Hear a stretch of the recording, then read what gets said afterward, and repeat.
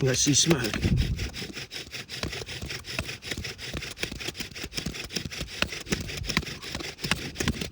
I can smell smoke. I can see smoke.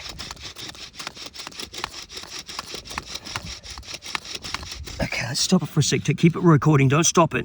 So we've got some smoke in there, and it's smoking away. See that? Smoking away. Okay.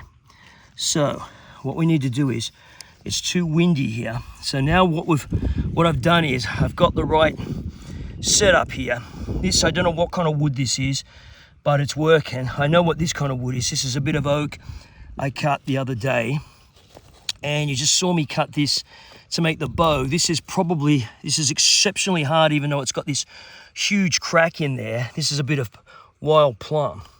We've got the tension right in the paracord on here, so you know there's enough tension on there, and we've got the smoke. So we're going to relocate somewhere where it's not so windy. I'm going to cut a notch in here now, and we'll see if we can go. But the key element here is when you're trying to do all this is the top block, and it just can't work. You know, it's really hard to find a rock. You see, there's no rocks here that you can use as a top block. Sure, you can use another bit of wood, put a hole in it, but you create too much friction. So this is a metal insert in here, and it's all being polished up, and that's really important to get less friction in the top.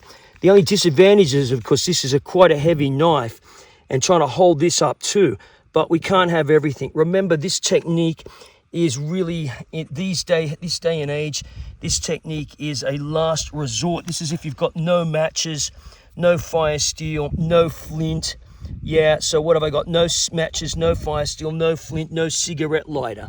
And you can't light a fire, and the only way to light a fire is through a friction, where you'll have a bit of paracord and some wood, and you've got a knife. While we're talking about that here with this knife, let me just pull this out of the scabbard here. Halfbreed Blades, large bushcraft knife, Gen 2. It's generation 2 because it's made from Bowler's K340. Can you see that on there? So this is K340 ISODUR from Bowler. And the thing that I'd like to see so it's a great kind of survival knife, albeit it's quite heavy. But what I'd like to see on there is that I've got strapped underneath of here, you see a ceramic rod and a diamond steel. And it comes obviously with a fire steel striker on there. You've seen me use this the other day with this, and that works quite well. There's a fire steel striker here, right? Okay, and that works perfectly well. And it comes with a little fire steel on there. But I'd like to see somewhere on this Kydex the provision of a diamond rod. They're cheap these days, a little diamond rod, because it's great having a survival knife like this out here in this desolate kind of area. But what you need is, you need some way to keep the blade sharp, because if the blade goes dull on you, and it is a really good steel for sure, but if you're on long-term trips, you need something to sharpen the knife. It would be good to have this as one complete package on here, and then you know, you're set for it for sure. But anyway, let's go find a more protected place and try this again.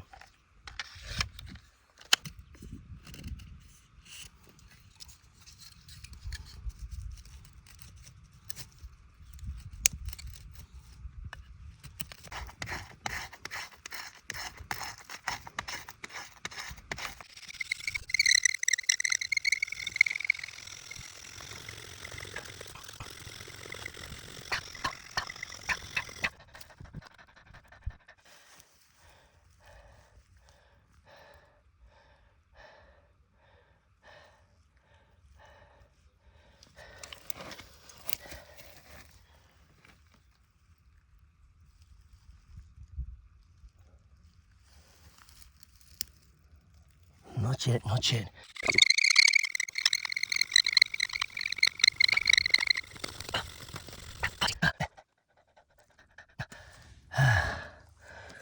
Okay, so look at that there. It's not enough yet. Not enough.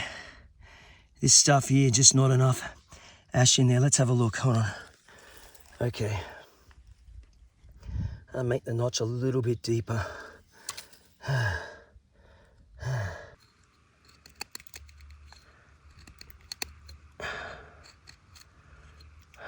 Okay, let's fix this up. Right, we're gonna have another attempt here. It's getting tricky.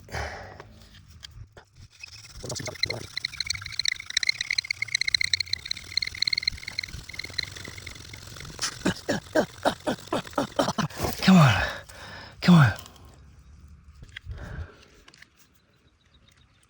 If I could brace that against the wall, but probably.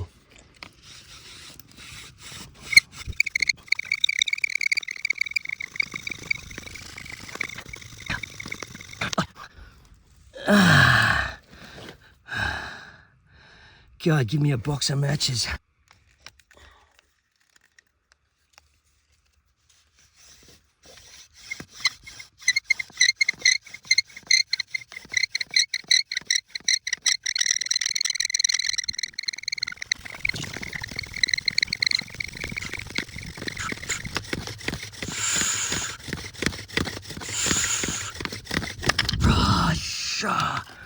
Man, knocked it.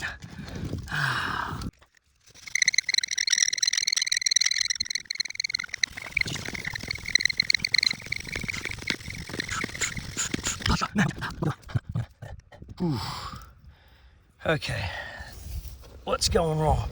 Let's think about it. Okay, we're getting a lot of good fine, look at this, a lot of good, oh, it's really hot, a lot of good fine material here, but there's no heat in it. It's not getting hot enough. We need that smoke in there, and it's just not hot enough. This thing's red hot. It's coming out of there. I'm just wondering whether it's this. This is red hot. This is oak. Seems to be okay. I've used apricot and other. Anyway, let's look at the top block. Oh, we're having a bit of a rest here. This was one side. See, it was quite shiny, and this is metal.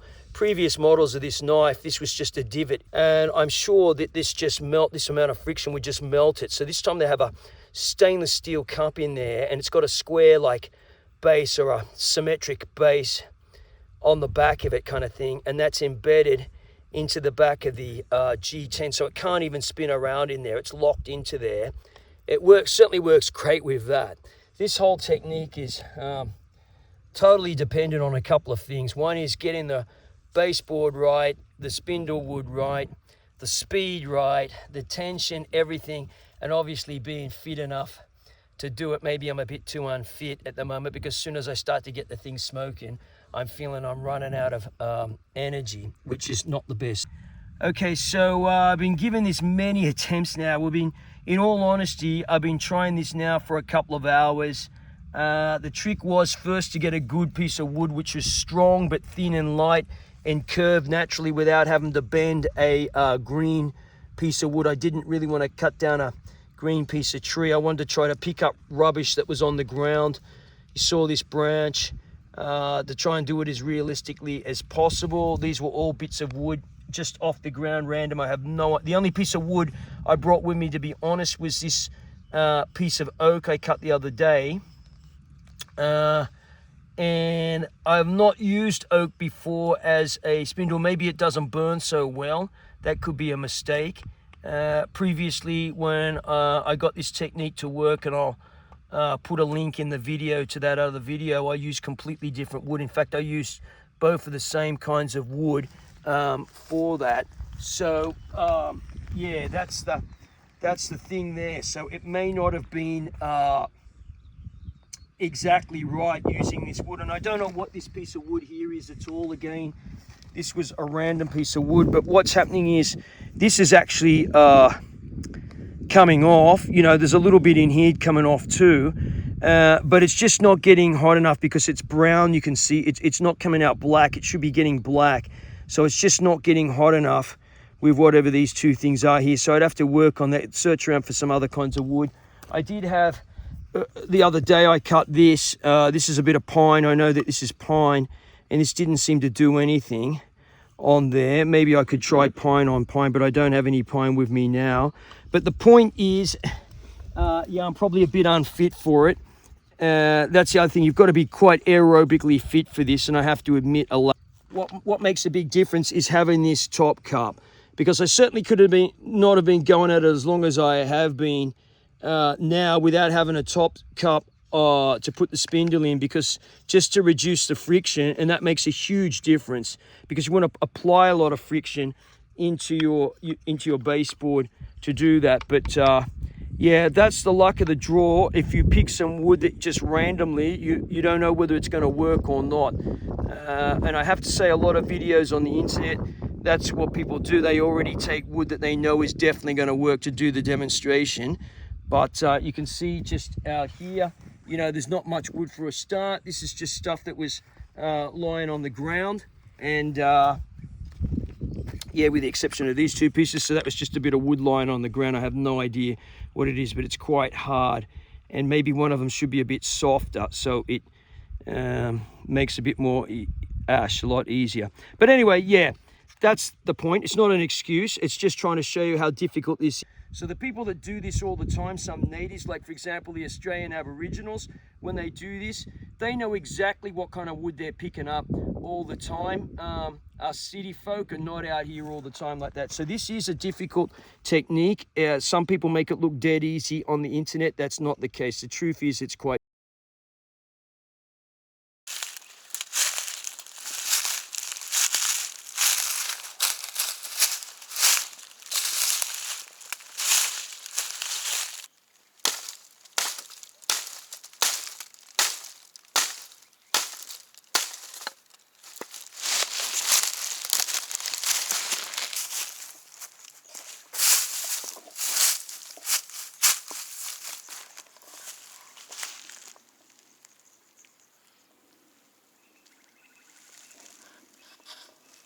Okay, this is actually day 2, so I'm going to try this again. I've got another bit of wood just busted off. I've got some birch bark. I've got a spindle, still a hardwood. This is softer wood. We're going to try that.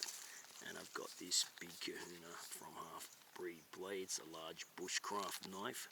I'll try that again using this top cap. Let's try and get a fire going.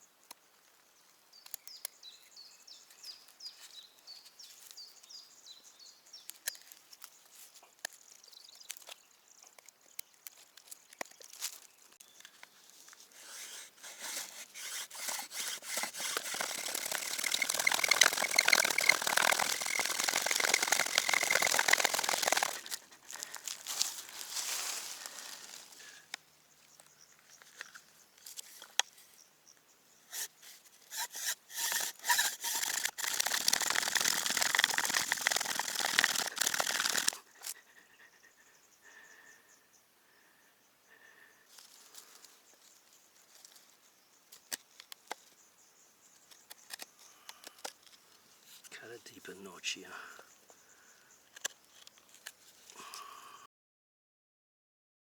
Got that. Let's try again.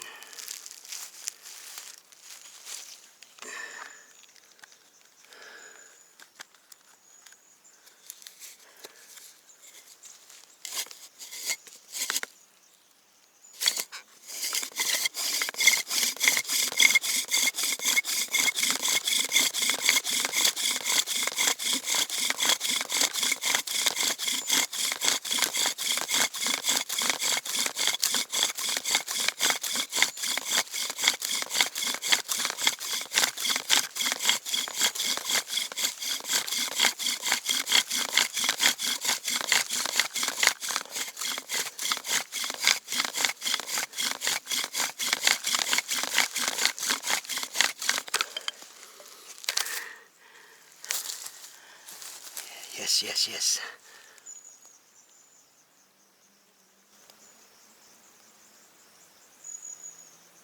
Got it.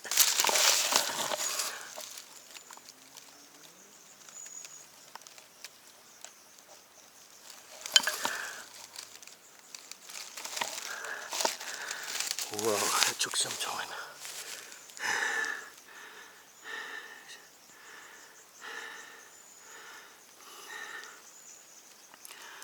Okay, that really took some time, but 2 days, gotcha.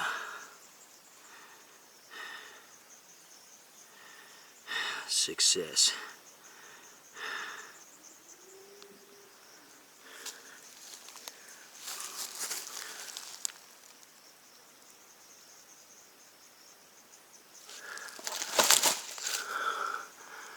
Let's put a bit of birch bark on there.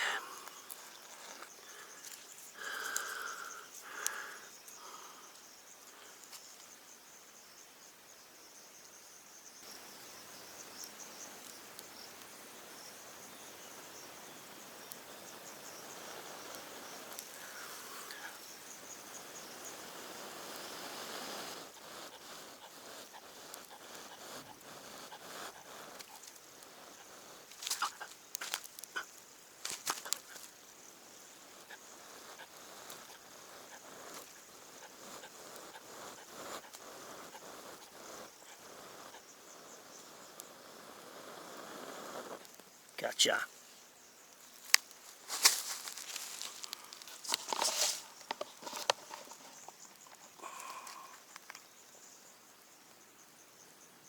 No bird's nests, just hard work.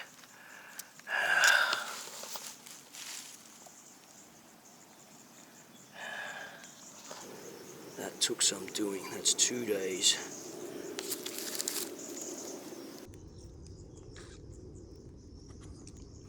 Alright, don't want to start a bushfire now. I have to put it out.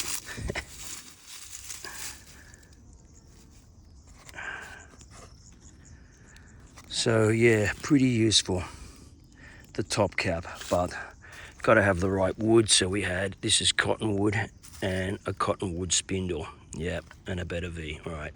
Suffice it to say, where do you strike the steel if everything is rounded? Well, they've thought of everything there, and there's a fire steel striker in here. Okay, this is a sharp bit of metal in here, and it does indeed work. If you want to see it working, some said it doesn't work. I say it does. I've made a video on it. You can go check that out. The other thing about this knife too is you can lash it to a pole if you want to. I would say that's not to make a spear, but rather to reach things and cut things which are in an out of the way position. So you've got 2 lashing holes here, and of course the one here in the back for the lanyard hole there on the back, and the bit of the pommel you can see is kind of like exposed there above this, so you can belt into that, and that is not going to damage the G10s.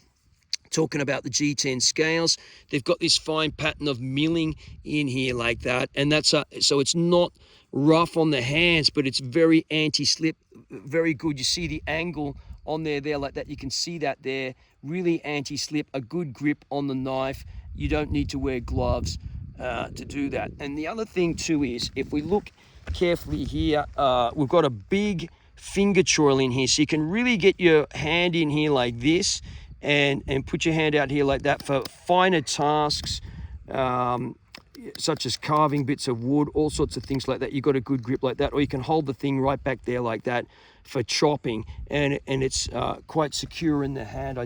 You could put a lanyard across there too if you wanted to. But anyway, yeah, jimping here, it's not aggressive on the hands. There's some jimping there on the back here as well. You got a reverse grip here. You can hold it like this. This is okay, you know, like that. And yeah, so it is a bit of a beast, that's for sure. It's really tough. You can use this to hammer things as well too. If you have to hammer down on stuff like that, that's really important to have a bit of weight in there if you're going to have a knife such as this. And the other thing too is it comes with both PALS compatible straps down here. See, so like malice straps, and they can go down into your PALS Molly webbing. We've had this being carried this on a bum pack, a really great bum pack all day today and several days before. Yeah, or you can take this off if you don't like that, and you can wear it on a traditional you know, strap that would go on your belt, something like this here on a tactical belt. But the Kydex scabbard, yeah, it's a bit stiff to begin with, but you don't want it sloppy, and goes in okay, comes out okay. You know, it's very tight, but that will wear because the Kydex does wear in time. The coating on here comes with several coatings. This one Obviously my one's in khaki green, like an olive green drab on there. The whole thing is coated. This K340 is not, you know, totally corrosion proof steel, but this will help it be a lot better with that on there. And I've got to say, this is pretty hard wearing. I thought there was some material on there that's a bit of the Kydex from the inside. It hasn't worn at all, and I've belted the daylights out of this over the last week or so. Torx head screws in there. I'm not going to be taking the scales off unless I get this thing in the salt water and I can't dry it out or clean it. So yeah, that's the thing there. But yeah, overall good, comfortable grip. You know, a bit of weight in it for sure.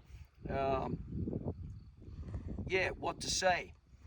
It's a very nice survival bushcraft knife with a bit of weight, heft in it. It gives you a good sense of confidence. Yeah, from Halfbreed Blades. Go check it out.